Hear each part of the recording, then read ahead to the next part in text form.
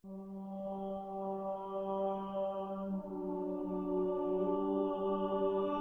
the beginning, there was... The Bitchspot Report. Welcome to the Bitchspot Report, the atheist podcast that isn't afraid to tell the truth, the whole truth, and nothing but the truth. We hope we can entertain, engage, and perhaps even enrage you with discussions of religion, politics, and beyond. Now let's begin this episode of the Bitchspot Report. Hello, here we are once again with another show from the conservative minds at the Bitchspot Report. I'm your host, Cephus, and with me always is my co-host, Mike Bowler. Say hello again, Mike. Hello again, Mike. See, you got it right. I don't know. So is there anything new or interesting going on for you this week? Nothing really. I'm back at work. Yeah. How's your podcast going? What are you talking about this week?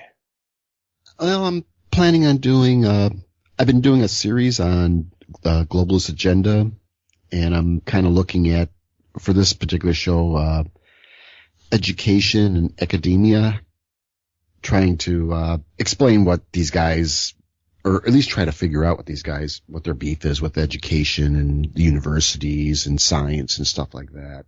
Joy. Yeah, I love those people. Oh, yeah. They know absolutely nothing, and but then they talk like they know everything. Well, yeah, I mean, that's one of the criteria for being a conspiracy theorist. Right. Yeah, I've been, incredibly busy, so I haven't had time to do much of anything this week. You know, I totally forgot Monday. I mean, Monday just disappeared from me. I don't know what it was. With the holiday and stuff like that, and had my yearly review at work, so... yeah, those are always fun. Yeah, so... Nobody reviews me, I review everybody else, so I know how that goes. Yeah. Yeah. So I was kind of in that mindset, and it's like I get out here because I work in Detroit. I'm like, well, wait a minute. And then you send me the message, hey, you got your stuff ready? And I'm like, oh, wait a minute. This is Tuesday. This isn't Monday. You know, it's like, oh, you know, so. Yeah. I understand how that goes. Don't worry. Yes. And I'm an old fart. So, my memory is, I'm starting to notice a few I keep forgetting things, you know, like little important things. Like I bring dinners or lunch and dinner with me from home. And, there's times where I'm pulling into town. I realize that, I left all that stuff I bought in the freezer, you know, stuff like that. You know? Yeah. Oh, I know, but I don't even eat. I don't have time to eat anymore. I'm too busy. But hey, as long as things are going okay, Life is good. Well, then let's go ahead and jump right into the news. And now the news. Vatican confirms atheists are still going to hell despite Pope Francis' remarks. You know, I wish they'd make up their minds. This story comes from the Huffington Post. After Pope Francis broke with tradition last week and announced that atheists who do good works will be redeemed by Jesus Christ and will end up in heaven, the Catholic Church overrode the Pope's statements and said that only those atheists who believe in God will go to heaven. Something tells me they just don't understand the concepts in question. Yet the new Pope has only been in position for a couple of months, and they're already having major ecumenical disagreements over basic church doctrines. What gives? Come on, it's the Catholic Church. God, where would you even begin? I mean, I think I talked about this. We talked about this. It's like, these guys just flap their mouths and, you know, they say goofy shit, but their flocks don't listen to them. You know, it's like, big deal. You know, it's like, come on, I'm just here to, you know, whatever, get redeemed or whatever it is, you know. Oh yeah. I mean, American Catholics never pay any attention to anything the Vatican says anyway. Right. And it's just this, I don't know. I mean, it just sounds like you got the Pope and he's like, I don't know, he's trying to reach out. I mean, actually, it's kind of cool that he's, you know, I mean, granted, I don't need, I know there's no hell, so why do I need, you know, the okay to be atheist and stuff like that. Yeah, know? I could care less what I don't need his permission to be an atheist. Thank you very much. Right. My question is, do you think that the church is regretting electing Francis? Because they've already disagreed with him on pretty much everything he's done since he's been in office. Pretty much, yeah. That might be it. I don't know. You would think they, after locking themselves up in a room and discuss, the time and, the effort they put into selecting these people, I think they would expect this guy to be, to follow the status quo within the church. Yeah, but I mean, isn't their whole thing that they're supposed to pray to God and God is supposed to lead them to pick the right person? Right. Well, if he's the right person, why are they disagreeing with him? I mean, seriously, isn't the Pope supposed to be the mouthpiece of God? Well, that's the thing. So now he's saying things that he's supposed to be inspired by God to say, and the rest of the church is going, no, he's full of crap. Yeah, what do they call it? Oh man, I know. Well, no, I was thinking, what happens if he ever declares papal infallibility? And then he says, "Oh, yeah, atheists are cool." What's the rest of the church going to go? Well, no. I'm trying to think it out, but I know they mentioned it in that movie Dogma about was it Peter to the first pope? What I say here on earth is said in heaven. There's that connection.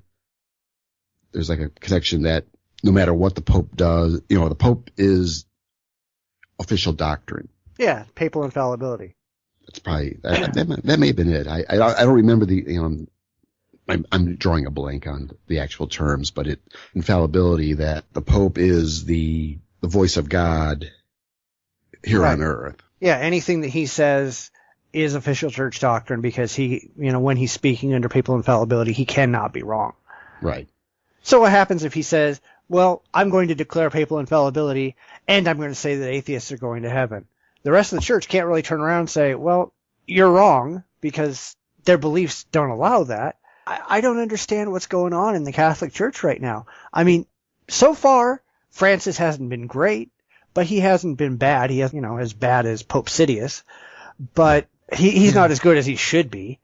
He should be out there turning over all those pedophile priests to the authorities, but we're never going to get a pope that does that. Right. Actually, that's what I'm hoping for my story.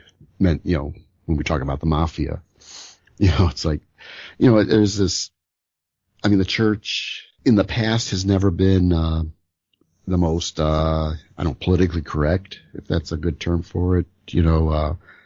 With the persecution of Jews during the Holocaust, all the stuff it did, the support of slavery, all that kind of stuff that it does. And some of my personal opinions have been that religion needs to somehow get with the times. I mean, they got to give up on this. There's stuff they're going to have to give up if they're going to keep their people. But of course, if they I imagine if they do, they'll lose people. But it's when you hear like there was not too long ago, I think maybe about a year ago, there was a Baptist church in Kentucky that decided to kick all the gays out of their church, and basically about 3/4 of the church left in protest, not only being gay but in support of homosexuals, and basically lost about 3/4 of their flock. And I mean, these churches are dependent upon people coming in, giving donations and stuff. So, maybe it's time that they learn, hey, maybe we got to soften our stance on abortion or homosexuality, feminism, that type of thing. But they won't. I mean, I guess. Yeah, I'm hoping that they don't. I don't want them to soften their stances at all, because all they're doing is chasing people away. And the less people go to these damn churches, the better. Right. So I would, the Catholic Church, and we've talked about that many, many times here before, the Catholic Church is losing membership across the board, everywhere. I mean, they are just hemorrhaging members nonstop. Yeah. Not only just the churches, Catholic schools, everybody is walking away from the Catholic Church. And that's a good thing. I hope they don't, I would really have loved to have them have another pope like Benedict, because when you have a big dick running the organization, people are going to say the hell with this and leave. Yeah. That's always a positive. Yeah. True. But I'm thinking from the church side, hey, they're hemorrhaging followers. I think even the United States is like the biggest, where I think atheism's now almost, was it now up to almost 30%, 33% atheists, or there's some big numbers coming up. that atheism is the big thing in the United States. It's the fastest growing, quote unquote, organized religion, but it's just not a religion, but you know. Right. And, it's probably why the Pope Francis, I guess he's from Argentina. So I think the Central America is still pretty heavily ingrained with, the Catholic Church, but it's still, I think, at some point, they're going to be losing members. They got to figure out, for them to survive, they got to figure out, hey, we got to stop being dicks, and. Yeah, but the problem is that they can't just arbitrarily decide to stop being dicks because as far as they're concerned, their teaching is handed down by God and is not open for disagreement. Right. Exactly. I mean, I'm trying to take from looking at it from their point of view. They're going to lose if they don't change. And I'm, and like you said, I hope they don't change, because. Well, they really can't change. Because if they change and decide, we're going to stop teaching all the things that we've taught all along, they're just admitting that they've been wrong all along. True. Okay. Well, True. Yeah, I agree that you've been wrong all along, but you really can't get away with admitting that to the general public. Yeah. But then again, your hardcore religion is like, oh, well, it's almost like then it's okay. They'll even think of it as being okay. Oh yeah, you're wrong. Okay. Because you're never going to get to the blind, the blind followers. These are like, oh yeah, the Pope. Okay. He's changed his mind. Cool. I can go with that. I'll keep going. And then there'll be those that are like, I don't like the idea of homosexuals or, whatever in my church, and they'll leave. And, it's like, God, I'm going off on a tangent here. That's all right. It's because it's like from our side, hey, it's great. When you gotta, did they ever figure out why he quit? I think because we know there's a big shitstorm coming with all the sexual abuse cases, and he just didn't want to be caught up in it. Yeah, I think that's honestly his reason. I mean, there's a lot of crap coming down the pike, and he doesn't want to be the one in office when it comes. Well, I think because he was responsible for it. For a lot of it, yeah. Yeah, because wasn't he on some of the commissions or headed up the commissions? Right, he wrote the damn policies that said hide your pedophile priests. Right. So when it comes, he just doesn't want to be around to catch the flack. Yeah, I mean the conspiracy side of me says I wonder if there is some kind of inside, if there's really his advisors or the papal advisors. I don't know if there is such a thing. I don't get into that much into the inner workings of the Vatican. Oh, we already know that before he left office, he left a whole bunch of paperwork for the new pope, which detailed all of these scandals. So he knows this crap is going on. Yeah. Francis knows this crap is going on. I'm starting to think that Francis might just be a sacrificial lamb, just laid out for people to go after when all this crap hits the fan. And, there's a lot of people saying that Benedict, since he's still living in the Vatican, is really running the show from behind the scenes. So. That's possible. Hey, it's a show idea. Hey, we can write a book, try to take on, what's his name? Dan Brown. And yeah, at least he doesn't pretend his stuff is real. Yeah. Actually, most of it's not real anyhow. Well, it's all not real, but... most of the crap that Dan Brown writes about it's just stuff that he makes up and inferences he makes and all that. Right. But the Pope behind the Pope. It might be a new book coming out pretty soon. I don't know. Yeah. Yeah, but honestly, you look at this and you kind of got to feel sorry for them because they're in a really tight situation. On the one hand, they know they're losing members and they know they have to do something to stop it if they want to survive. On the other hand, the only thing that they can do to stop losing members is to admit that everything they've taught all along is completely ridiculous. And that's going to cost them even more members if they do that. So they're stuck between a rock and a hard place. They don't really have any place that they can go. Yeah, and with what's coming down the pike, they got to be hemorrhaging money to pay off these, all these, the pedophile stuff. Yeah, about $3 billion so far. Yeah, and it's got to be. I don't know. Maybe are we seeing the end of the Catholic Church? Are we starting to witness the beginning of the end type thing, or will they remake themselves somehow? Well, they've remade themselves in the past, so it's not without precedent, but I don't know how much they can really do. today, I don't think they can do much. I mean, there are plenty of religions waiting in the wings to feed off the carcass, basically, and probably because I don't know, is Catholicism still the biggest in the world or in general? I mean, among Christians, it's the biggest single denomination. Yeah, it's not the biggest. It's not like they take up 60% of all Christians or anything. Right. Yeah, I'm just wondering. I haven't seen numbers on it, so having that big of a base and then having that all scatter or at least 50-60% of their followers scattering to other Christian religions. I mean, I'm sure I don't know if there's any of the Orthodox or any of the other Christian religions. I'm sure the evangelists and the Mormons are probably, I don't know if they're even popular in Central, because it would be Central and South America. That's where the bulk of them are. Right. So I wonder how Catholicism does best with the poor and the downtrodden. That's their base. But of course, those people don't have money to give them, or they don't have, there's no political power in those places. So there's not really a whole lot that they're getting out of it. Most of Europe has thrown away Catholicism. Most of the U.S. has thrown away Catholicism. There's still a lot of members, but they're losing them like crazy. Yeah. And definitely, at least the ones I know, they've just been so disgusted with the church anyhow here in the States. All these rules that you got to follow, and no one wants to follow them. I mean, I gave up years ago, eating meat on, no eating meat on Friday, and, the Easter fasting and stuff like that. But they gave all that stuff up a long time ago, too. It's no longer church doctrine. Right. Nobody listened, so they said, well, we just won't do it anymore. We were wrong. Well, they weren't wrong, but yeah. We were right. We were right, and we're still right, even though we're having a completely different position. Right.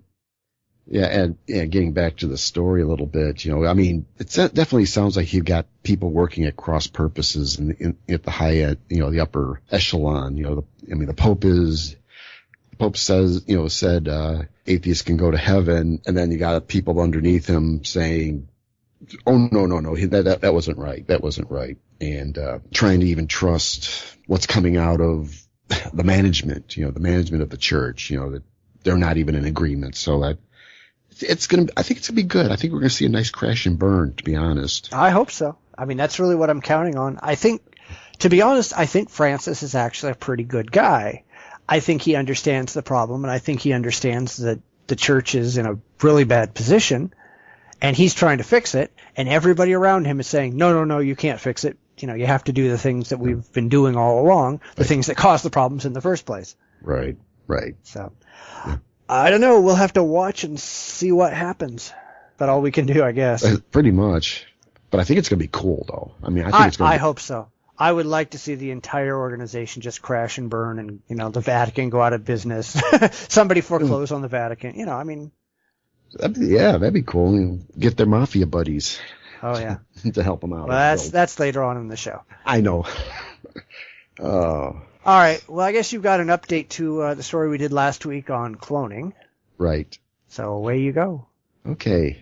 In Nature News, Nature International Weekly Journal of Science, stem cell cloner acknowledges errors in groundbreaking paper.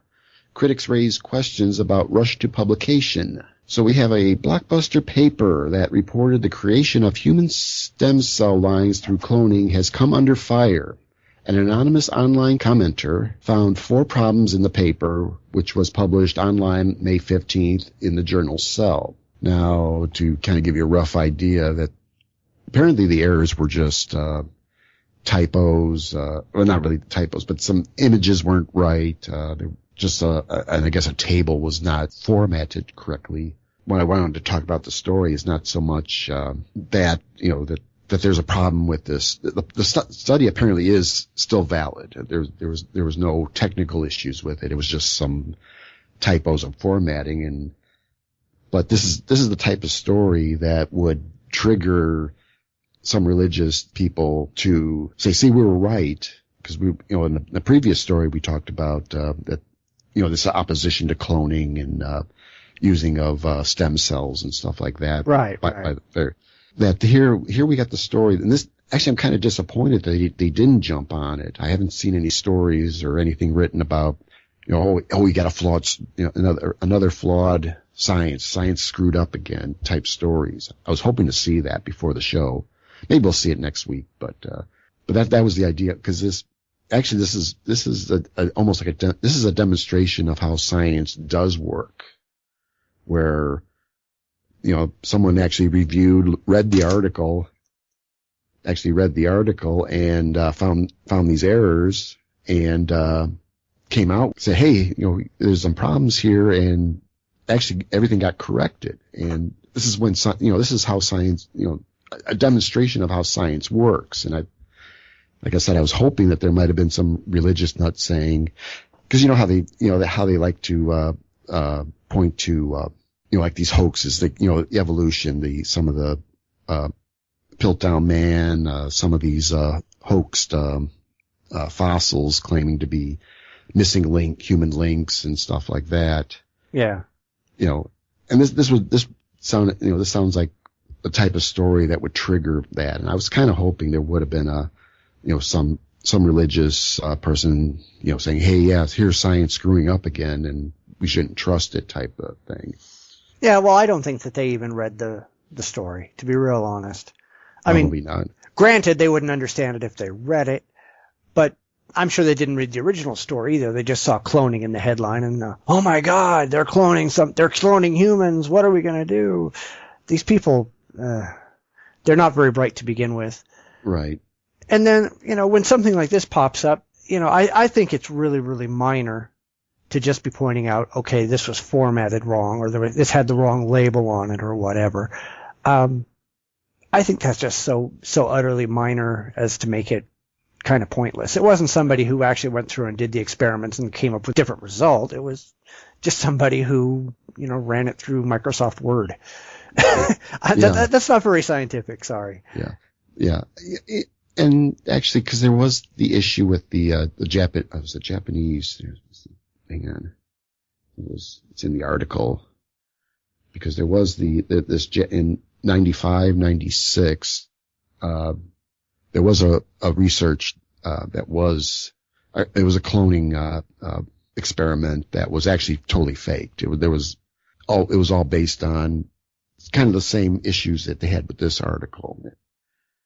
And that, of course, that paper got totally trashed. I mean, it was proven to be a hoax, or it was a fraud, and the scientists got into a lot of trouble over it. And again, that was what I was hoping, was to start seeing, people bashing, hey, we got a bad study here, and of course, the nuts, they tend to disappoint me at times. You expect them to do one thing and they go and they do the other. Well, yeah, but they were nutty to begin with. I mean, that's it's not like they were acting rationally to start. They were being kind of crazy to start, and you're just disappointed they aren't even more crazy. Which, right. Maybe that's coming. We don't know. But yeah, but what I liked about this article was that there was this effort to get the article correct. And I mean, this is science at work. I mean, it's, when we're dealing with, when you're doing studies, people will have to look at it. And actually, this guy, I guess at the end, he's preparing. I guess there's some people who want to look at his cell lines and stuff like that. He's getting ready to send that information out to them. They're going to start trying to replicate his work, so everything is working properly, and how science does its job. And kind of a rare. I want to say, well, I don't really go this deep into the science subjects, because I'm not a scientist per se. I mean, I'm just an engineer. So I don't dig into these, I look at the abstract, I try to read maybe some of it. Most of the stuff goes right over my head anyhow. And that's probably what happens with other people. But here, we're getting to see how the scientific community works and assimilates new information. Now like I said, they've gone through this publishing, they found some errors in it. That's cool. They're correcting it. There was the journal published a statement about the errors. This was all in publishing. It had nothing to do with the technical part of the paper. It was all oops. yeah, oops, images in the wrong spot, and I mean, it was probably a good thing they didn't put some kind of like naked woman picture in there accidentally and published Hey, they would have it. gotten more readers that way. Well, true, that's true. And there was another comment about how quick this paper was reviewed. I follow this guy, he does a podcast exposing pseudo-astronomy. He's, Stuart Robbins. He's a astronomer, a PhD, and he'll do some blog posts about publishing and getting some of his work published and just the time it took. So, and this actually took it went a lot faster. I guess they reviewed it in 3 days. And, of course, and again, in this article, they defended this rapid review of the paper. It's a quote, the comparatively rapid turnaround for this paper can be attributed to the fact that the reviewers graciously agreed to prioritize attention to reviewing this paper in a timely way. It is a misrepresentation to equate slow peer review with thoroughness or rigor, or to use timely peer review as a justification for sloppiness in manuscript preparation, the statement said. Yeah. So, again, this is almost like the perfect, I mean, if you're going to debate somebody who's argued, peer review, it's all politics and blah, blah, blah, and says, here's an example of how it goes in a way it goes right. Right. Well, unfortunately, a lot of the journals have just piles and piles and piles of papers that they have to go through and figure out what they're going to actually publish.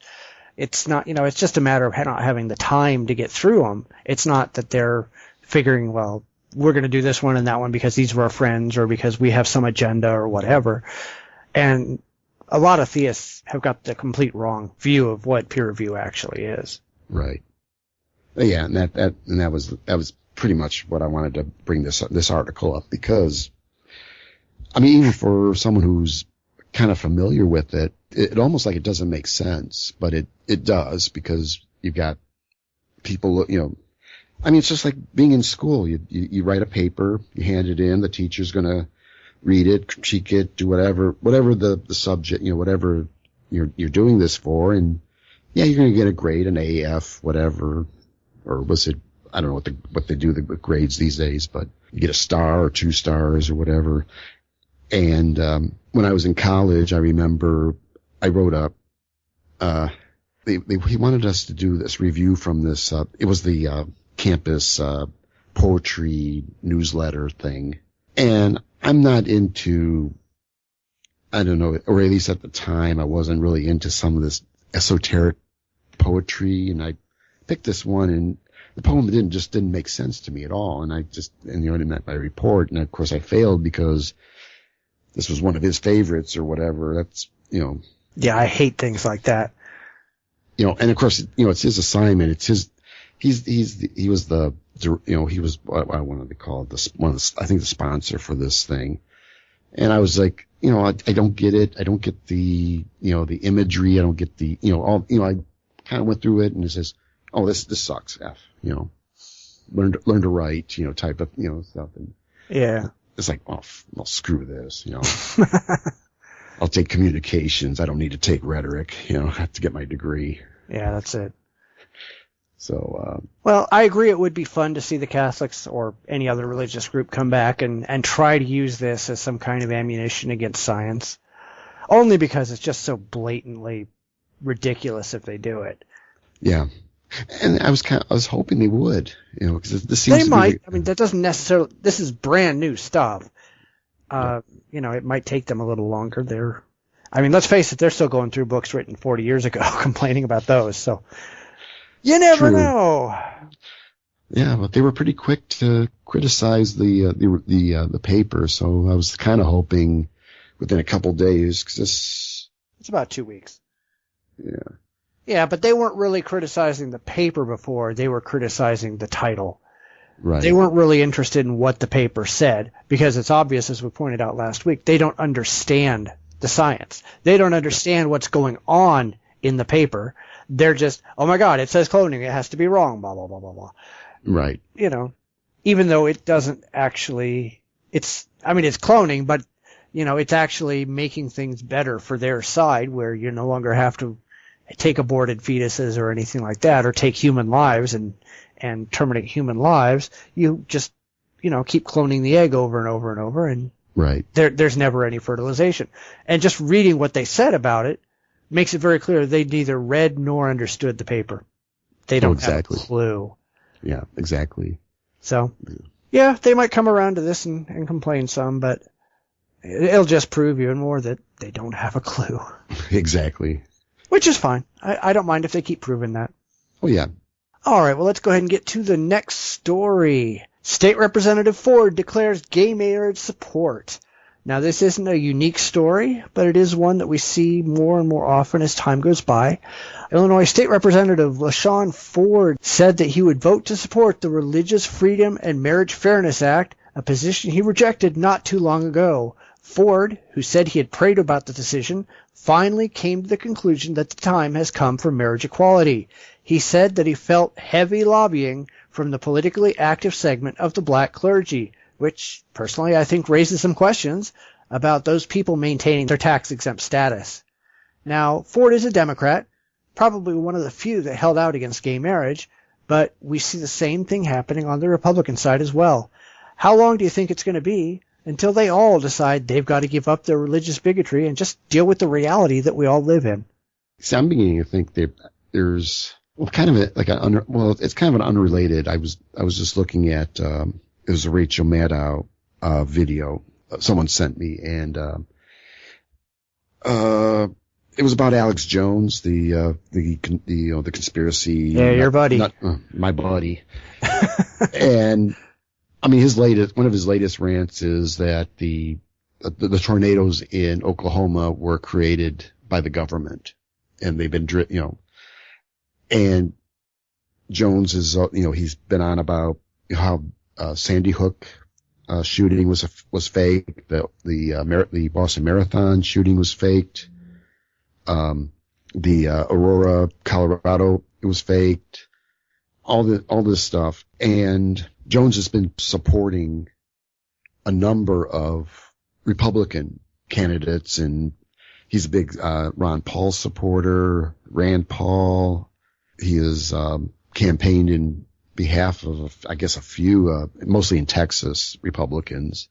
And I'm kind of the opinion that, and I'm hoping the Republicans are starting to realize that this guy is not doing any good, and he's mobilizing the lunatic fringe to support the Republican Party. And the Republicans, I think, are finally getting the clue that, one, they got stupid people in their party making stupid statements. I mean, during the presidential election, you had the guys making the comments about slavery was good and all that kind of, all those Michelle Bachmann, all of them had been making those ultra religious conservative. I know we're conservatives here, but they seem to want to pander to the religious conservatives, not the conservative conservatives. Right, right. Yeah, I think the thing is the Republican Party is going to have to, and I think they're starting to, but they're going to have to realize that if they want to win elections, and that's really why they exist, they're going to have to start playing to the centrists, the middle ground. Yeah. They cannot keep going after the religious lunatics. Right. I saw it quite a bit during the last election. These guys out of nowhere, Missouri, there was that guy in Missouri. I think he was about slavery. There was, I think, Bachmann about, gay rights and stuff like that. And I think, one, for me, it was such a turnoff. I normally vote Republican, but oddly enough, I could not bring myself to vote Republican this time around because just the stupidity within the party. The ultra-religious have taken over. Yeah, but both parties are just as stupid. That's the problem. It just depends on what kind of stupidity you can put up with more. Right. Because I want to say, because I'm I've always been middle of the ground. I don't really see, I'm I'm no fan of the religious nuttery that goes on the Republican side. I don't know if they're trying to hit the old timers, the ones that still kind of believe in segregation and all the old, the stuff that's gone away 20, 30, 40 years ago. Well, a lot of their people in the South, they still believe in that. Right. There are people in the South, who used to be Democrats and then became Republicans, who would love to see slavery come back. They would love to see segregation come back. They would love to see interracial marriage go away. They'd like to see, gays being slaughtered in the streets legalized. I mean, these people are lunatics. Yeah. But, that's their base. Right. I wish they need to really realize that that's not their base anymore. They can't be the base that they're appealing to. They need to appeal to something else. Otherwise, they're never going to see office again. Right. Because I'm sure there's moderate Democrats that would easily jump over the Republicans if you put a decent someone who's not super religious. I mean, he can't. I have no issue with because I would imagine if you can appeal to a moderate Democrat who might want to vote for fiscal responsibility. I mean, that's why I became Republican, was at the time they were more for fiscal responsibility. Now they're not. Now they're not, but imagine if you can get back to that old core conservatism, you might be able to attract some of these Democrats who are maybe not too thrilled with their lunatic fringe, and maybe rebuild the party along that lines. I mean, for me, it was never really to call myself a Democrat or a Republican.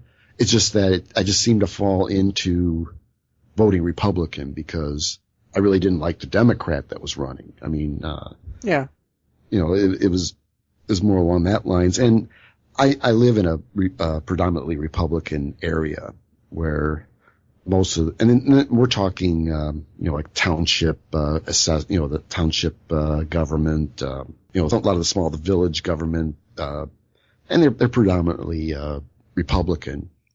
And because it's, kind of a rural area, so the rural seems to be really big Republican types. And the Republicans that have run are really were much better than the Democrats. And the Democrats were just as capable of dirty politics. I mean, the two elections that really ticked me off was the Paul Simon and Charles Percy. Percy, the Republican. Simon was the Democrat. And maybe in a good way, though, that he lost. But Percy was, and again, I'm also opposed to term limits because really to get anything done in Washington is you have to be there forever. I mean, you have to go in, you have to be like a Strom Thurmond who's been there forever, well, that's a problem. That's not a good thing. Well, the only reason you have to be there forever is because it takes that long to, get all your cronies in a row and to get all your political hay in order. And right, that shouldn't be happening at all anyway. Well, but still, it's when you're fresh in, you're not going to get anything done, and people want things done right away. I mean, if I want a highway, I want it done today. I don't want to wait 10 years to get that highway built. So if I have to, if my senator or my representative doesn't get that job done, I'm voting him out, and that's how people think. And I would really like to think that if the guy does the job right, he does it fairly, honestly, he's not doing it. I think staying in office for 20, 30, 40 years is not a problem. And that's my opinion, because he can get stuff done. Actually, if any of these, if all the states operated like that, and of course it all depends on these guys are going to be honest. They're not going to be corrupt. They're not going to take bribes, that type of thing. But everybody in Washington is dishonest and corrupt, and they all take bribes, because you can't be in Washington and not do those things. That's the problem, is that our political system, the way it's set up right now, the only way to ever get anything done is to grease palms and, kiss asses and do that kind of crap, Well, yeah. You shouldn't need to be in office for 10 years before anybody will listen to you. We should cut that crap out so that everybody gets listened to in office right away from day one. Well, that would be nice, but, again, it's, well.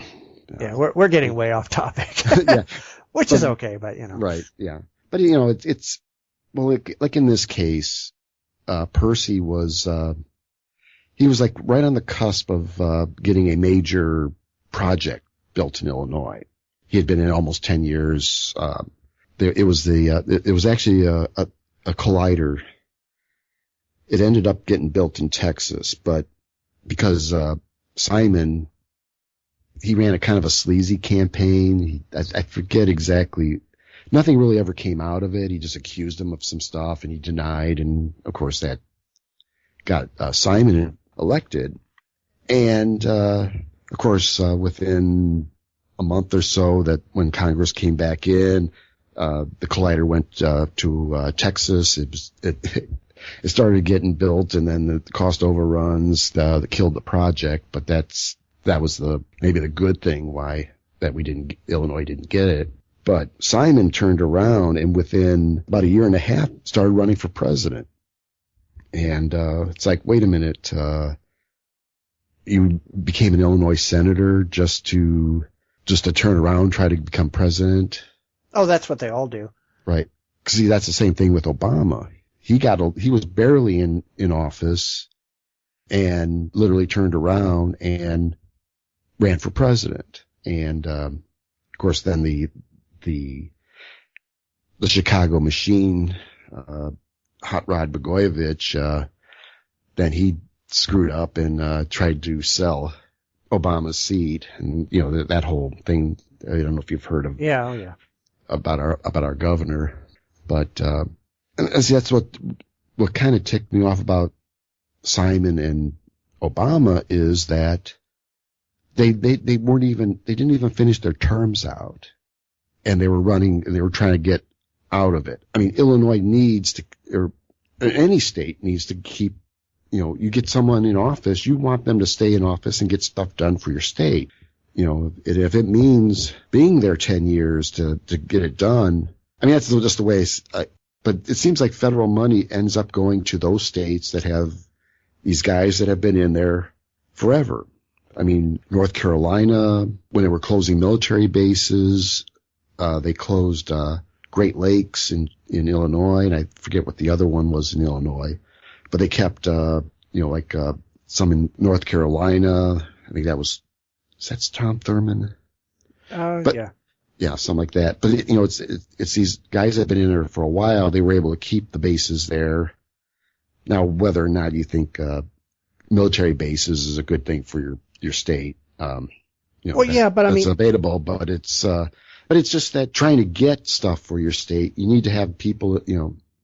These people have to be in the office for a while to get the clout, get the the backing, have all the the favors, being able to call in favors and stuff like that. Yeah, but see, that's what I disagree with that entirely. I don't think that there should be any favors, and there shouldn't be any favoritism, and there shouldn't be any ass kissing and all that stuff. Right. All that stuff should be completely eliminated from the government, and nobody should be allowed to use any of that stuff, and money should be allocated based on need, not based on, who's got the biggest reputation. Right. Well, that's the thing, but you're talking you're talking politics, which is inherently corrupt.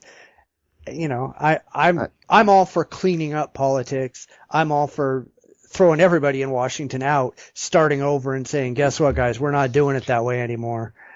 No, I'd be cool with that. I mean, or even if they could just eliminate things like lobbyists. Yeah. Eliminate lobbyists. Eliminate unrelated writers on bills, so you can't just take a bill and stick, I hate abortion on the end of the bill. No, fuck you.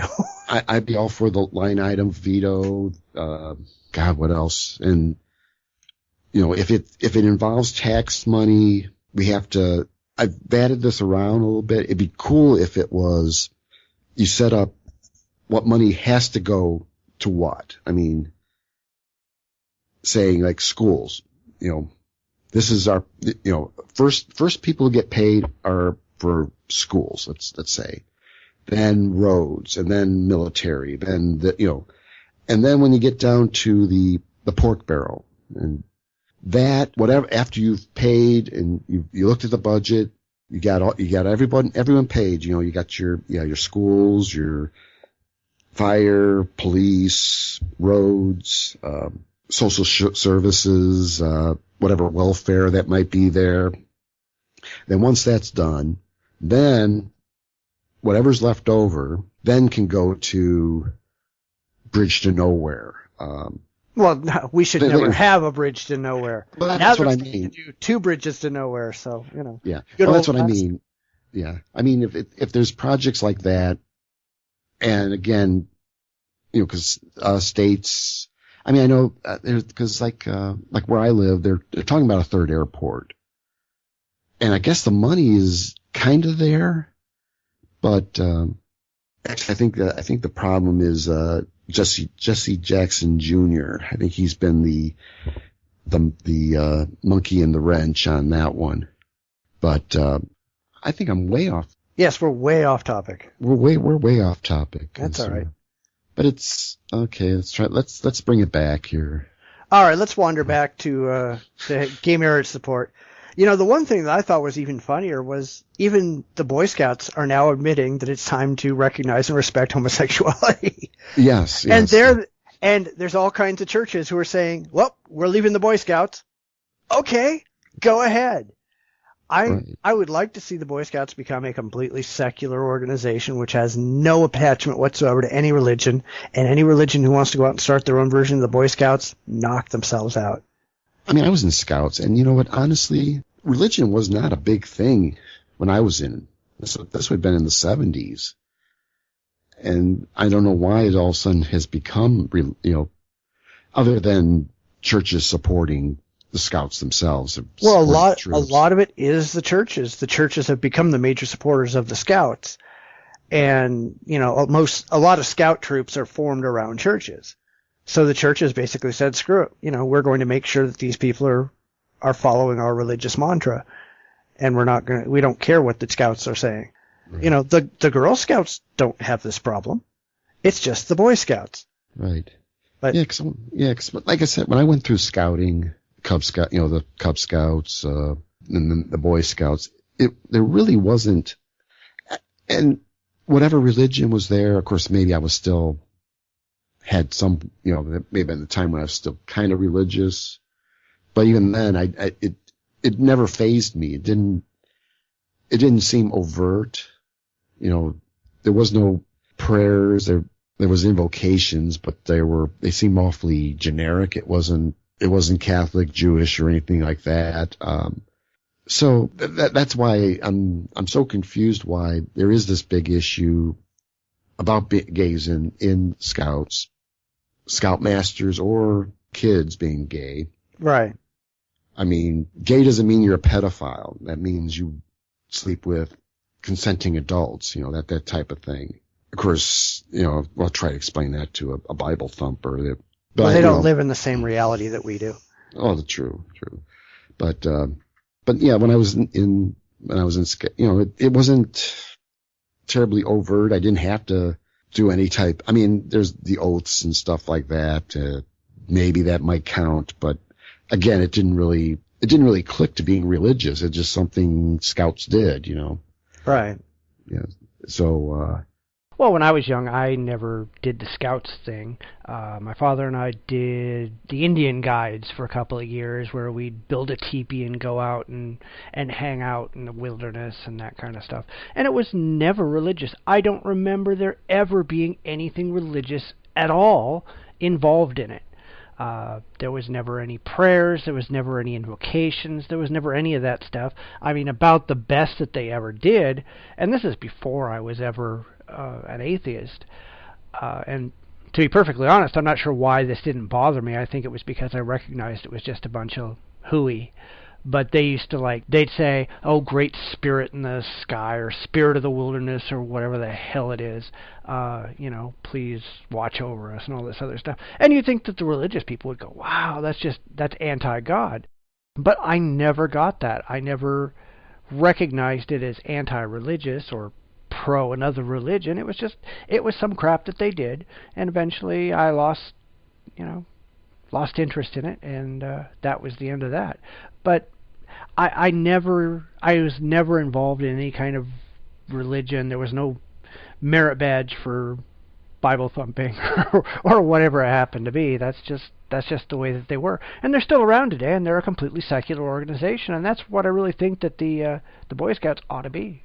So it's great to see at least the Scouts saying, "Hey, we're okay with gay Scouts," and that's great. I like seeing more and more. Illinois, I guess, has been the big. I don't know if they did. I thought Illinois had a vote, or was it Wisconsin had the vote on gay marriage?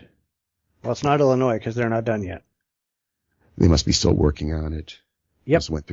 Must have went through one of the houses. It's on its way to the second house. But it's it's good to see people turning around in Illinois, because actually it was it's the weirdest thing. I live like southwest of Chicago, and I rarely ever see any type of anything religious or anything. I mean, I think I've only seen like one no to abortion sign. Apparently there's a big campaign now that against abortion, against evolution. I'm driving along Interstate 80, and there's all these signs from the same outfit, evolution's wrong, come to the Lord, and then there's a phone number. I forget what it is. I'm like, wait a minute. When did this area turn crazy? I mean, I live west of Joliet. Joliet's kind of a college town. Got a couple of universities.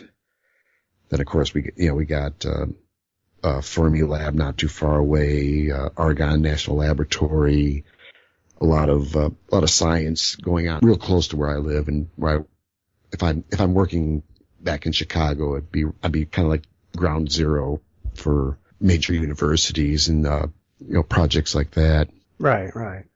So but seeing these billboards, I'm like, what the hell's going on? And am I missing something?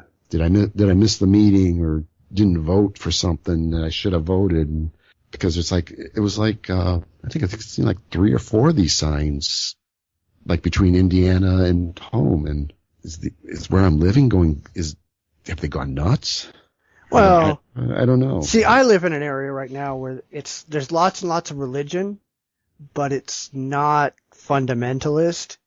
And so I never see any of those signs. I never see any of that, any of that nonsense. It's just, there's a bunch of churches around, but you don't see anybody actually acting religious. So. Yeah, I mean, the same here. It just seemed to be recently. So I wonder what's going on. If there's some campaign in the works, kind of maybe a local church or super church trying to drum up business or something like that, or. Yeah, it's always possible. I don't know. Yeah. So it's just kind of weird that, like I said, I like to think that where I live is fairly progressive. We're kind of, it's a mixed race. We're not like a nasty, nasty like a ghetto type, south side of Chicago. I shouldn't pick on the south side of Chicago, but Detroit's pretty nasty. Detroit's very nasty. Yeah. And, we're not like that. I mean, we have a lot of professionals living in there. So there's, a lot of educators, engineering doctors, that type of stuff. So it's really cool. I mean, I live in a really cool area, and there's plenty of churches. I mean, I think the churches now exceed the bars in my town. I think there's like 6 churches and maybe 4 bars type of thing. I mean, I live in a real small town. But then again, there's never, it's actually getting out. I want to say, of course, this was along Interstate 80. It's a kind of a main drag going through Illinois. So maybe that's the idea, is to, catch everybody heading east and west around, through Illinois, Indiana, Illinois. And there's very little, there's hardly any crime. I mean, that's the other thing that, one of the things that kind of gets me is, how terrible crime is. And I'm like, the worst we get maybe is a car break-in once a year or something like that. I mean, that's... Yeah. I mean, we get virtually no crime here. I've been living here for 14 years now, and they had a murder in the city like 11 years ago, and everybody freaked out because there was a murder that they hadn't had in the city for over 20 years. It's like, it's like I come from places where they have murders daily. You go out to Los Angeles and it's like, 20 murders a day. Right. Here it's like, if somebody, I leave my doors unlocked. I don't bother with any of that. We've never had a problem. The worst thing that has happened recently was somebody opened the door to my car and took a pair of broken sunglasses out that I was going to buy a new one anyway. Okay, go ahead, knock yourself out. Yeah. I mean, the same here. I mean, Chicago, if you stay in downtown, life, you're okay. You start getting out to the edges, where the drugs are and the prostitutes, and, then you're kind of taking your life in your own hands. Well, definitely here in Detroit. I mean, I was there. I don't know if they were purposely trying to freak me out. And so I was riding with some of the guys over to, one of the buildings I had to go to, and says, yeah, that building over there, they found a body in there, last week. And like, okay, that's only like, half a mile from my office. So I do a lot of looking over my shoulder when I go out to my car. It's not bad. They've got security all over the place. There's, security guards, and there's cameras all over the place. So they're watching for anything. This is around the plant that I'm working at. So it's not that bad. And it does look like they're putting up more fences, so it might be even better. So I'm not that worried, but it's like, okay, I haven't been that close to a murder. Yeah, I'd rather just live and work someplace where you just don't have the problem. Yeah. All right, well, we should probably get on to our last story because we're going to go long. Okay. Arizona House, non-prayer, sparks Christian redo. This is an article from Wednesday, May 22nd, Phoenix.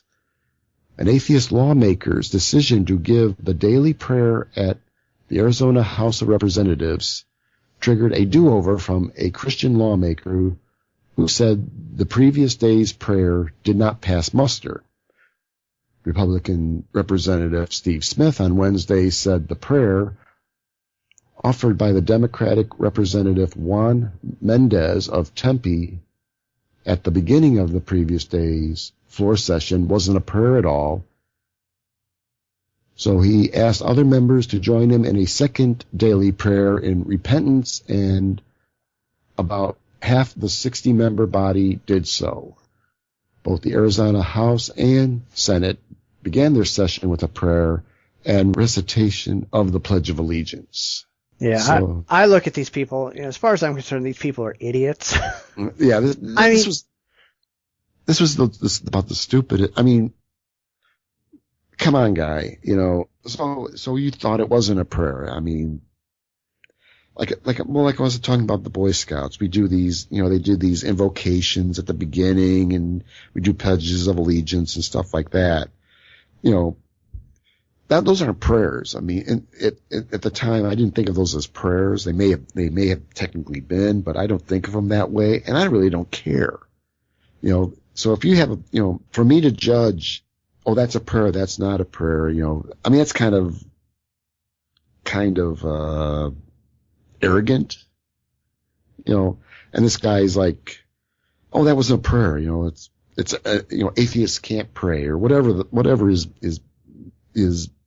motivation was all this. And So he goes and he does 2 prayers to make up the difference, but come on, guy, Well, as far as I'm concerned, if they've got as much work to do as they apparently have to do, wasting any time praying at all, not only just once but twice, that's a waste of taxpayer dollars. Why are you wasting the money of the people who are paying your bills and paying your salaries, sitting around talking to an imaginary friend in the sky?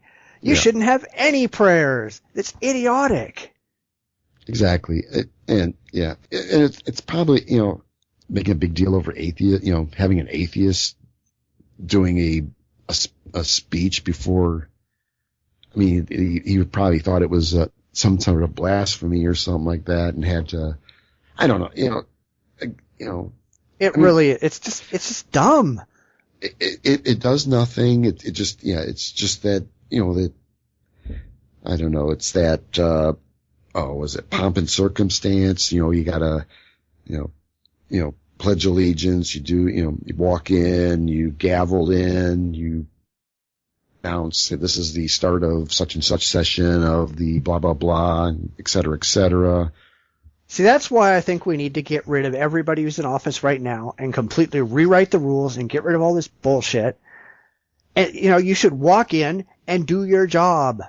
You're hired to do a job. You're not hired to talk to imaginary friends. You're not hired to buy influence. You're not hired to do any of this crap. You're hired to represent the people who voted you into office. That's it.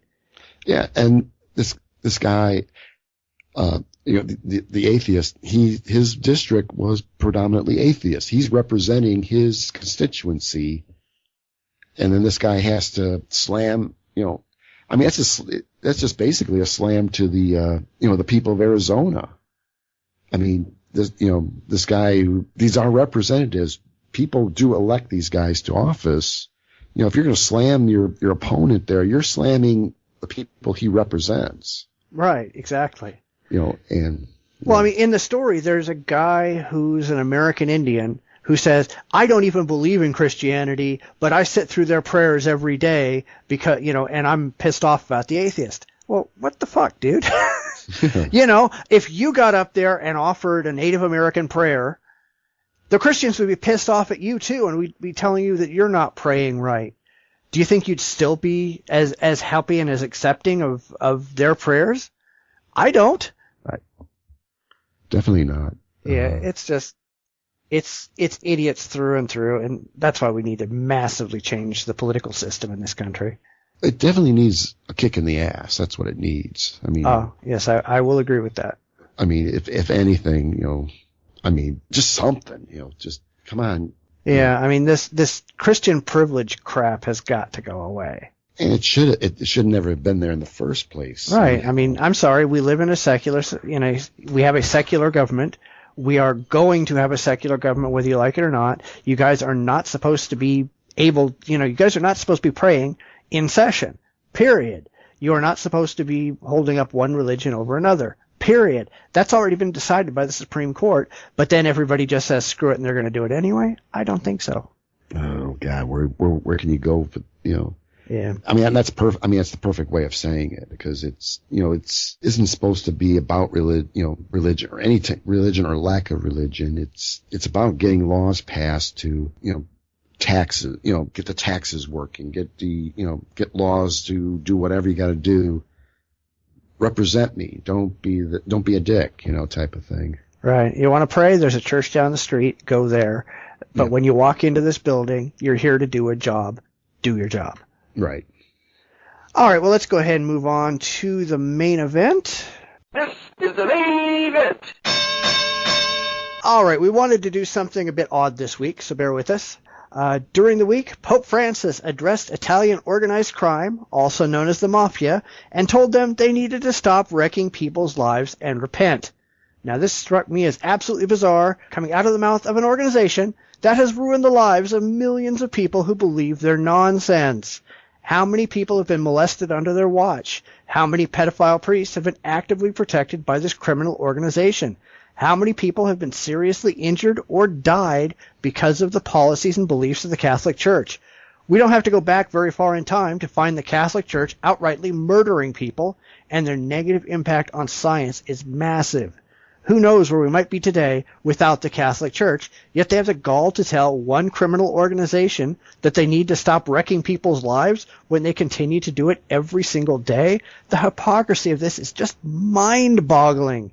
That's what struck me about this thing, just the hypocrisy of you've got a criminal enterprise, the church, telling a criminal enterprise, the Mafia, to knock it off. I mean, like, come on, It just floored me that with the problems they're having dealing with these priests who molest boys, they just have, that they have this gall that they can tell the Mafia, who they aren't really the nicest bunch either, but, telling them that they can't be doing what they're doing or you won't go to heaven type of, that it just makes no sense to me. Well, I always think those wonderful, you aren't going to heaven if you don't do what I want things. Okay, fine, I don't go to heaven. There's no such thing anyway. I don't care. Right. Yeah, it just floors me just to hear that. And, coming on the,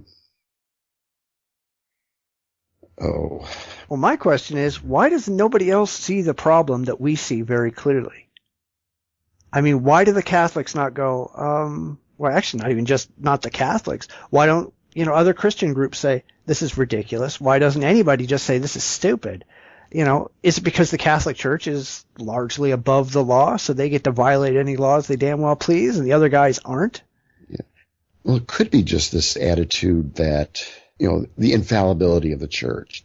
The church can do no wrong. So when they're caught, or when they're caught, or when they find out they were doing something, like with the priests, when they found out about the Holocaust, what happened there, it's like, but that's okay because it was the church. And then they'll find an excuse, because even you can't, it was almost like, I think some of the earlier cases, these families that accused these priests of pedophilia, they were, they were turned into pariahs. I mean, they got into so much trouble with their community.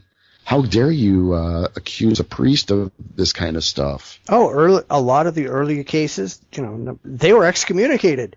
You cannot dare accuse a priest of doing anything wrong, even if they are. We're throwing you out of our church. Now, again, for any rational person, who cares?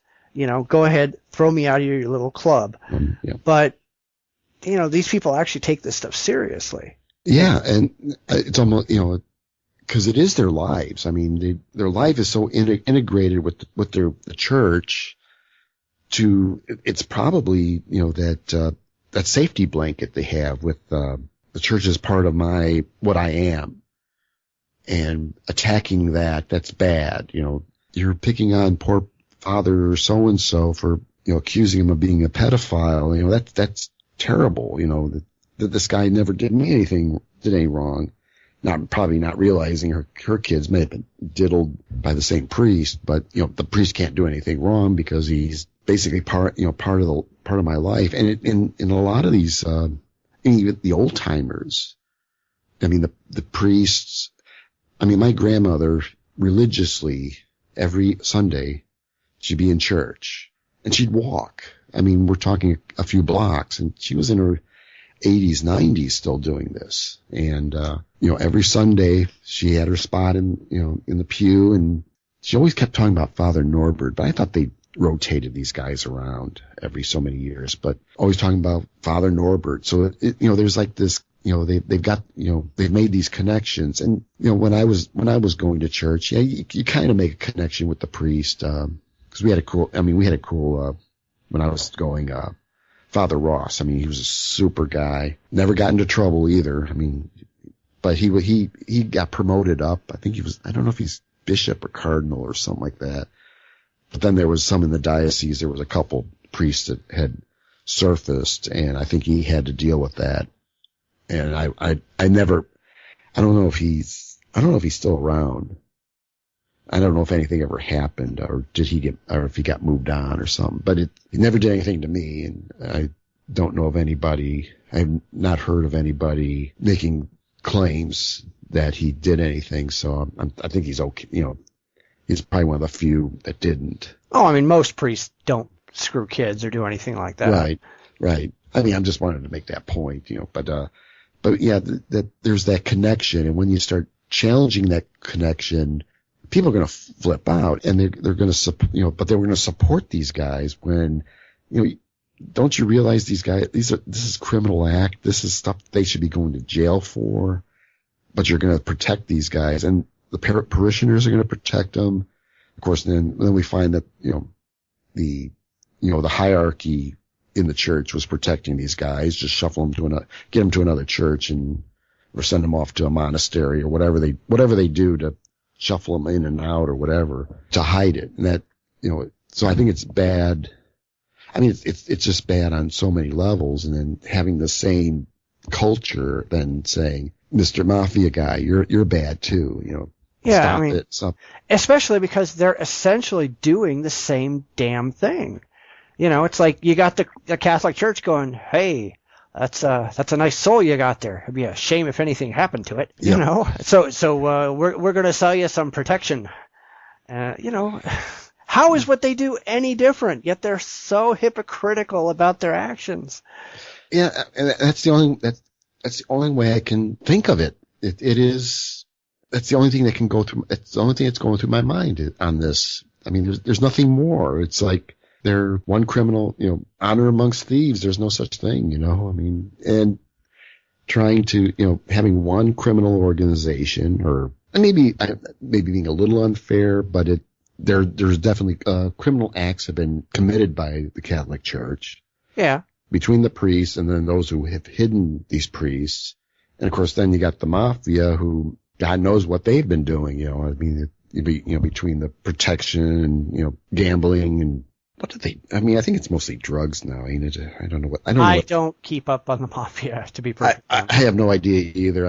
I don't want to sound stupid, saying, I mean, more than likely it's all, money laundering and that type of thing, numbers. I've never run into that.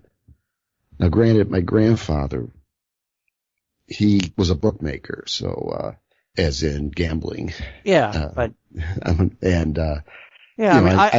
I'd never seen it, or if there is such, how, what kind of stuff they really doing. I think it's mostly just like moving drugs and selling it, getting it to, the lower echelons and sell, that type of criminal stuff. Yeah, so there's not much difference between the two, Yeah. And then you've got on the one side, you've got the Mafia who's using their influence to, to force people to give them money. And then you've got the people on the Catholic side who are using their influence to stop people from using condoms and who are using, who are doing all this stuff and who are conning everybody and going, come to church every week and give me your money. Right. What's the difference? What is the honest difference between these two groups? And to have one side criticize the other side just because they don't like competition, I guess. Yeah. Well, one side has bigger hats. Yeah. Oh, that's true. That's a good point. Yes. The size of the hat matters. Right. The bigger the hat, the higher up you are. Yeah. See, atheists need to come up with these really giant hats. I wouldn't go with giant. I'd say wide brim. Go sideways, not up. Yeah, because you can't get through doors that way. Right. How does the Pope get through a door? I don't understand. They have really tall doorways, I guess. I don't know. Or they find really short popes. That would be fun. All popes are now midgets. Yeah, they cut them off at the knees. That's it. Well, you can't see anything under the robes anyway. Exactly. Well, yeah, because they have the robes to hide the altar boys. Right. Because they're under the robes. I don't know how much more you can say about this. It's just absurd. It's one of those ultimate absurdities. I can't even think anything better. I don't know what kind of dichotomies. It's like Baptists and what would be their counterpart. Type of thing. God. I don't know. Well, the thing is, when you start getting to like Baptists, you're talking about crazies, and so their counterparts are just going to be another religion who's just as crazy as they are. Right. Yeah. I'm just, I don't know, Baptists and, conspiracy theorists and, I don't know. Yeah. I can't think of anything that, to compare the two, it's, or to better this story, I guess. Yeah. It's bizarre, but I bet you that nobody but us will ever point it out. Probably not. I would like to see I would love to see, like, some Italian mafioso guy standing up going, "Hey, Catholic Church, knock it off." Yeah. That, I'd pay to see that. Yeah, that would be way cool. All right, so we want to call it a week? Let's call it a week. All right. And there you go, another show in the can. Please join us next week for another thought-provoking program where we'll try to make it look like we know what we're talking about. As always, comments, questions, and suggestions are welcomed and encouraged. Thank you for listening, and we'll see you next week. See you next week. You've been listening to the Bitchspot Report with your host, Cephus. You can follow me on Twitter at Bitchspot1. Please check out our podcast website at report.jdragononline.com. You can watch our podcast on YouTube at youtube.com/The Bitchspot Report. We're also available on iTunes. The link is at our site. Please subscribe and rate us. It really helps us a lot. We'll be back next week for another fact-filled episode of The Bitchspot Report. Please tune in again.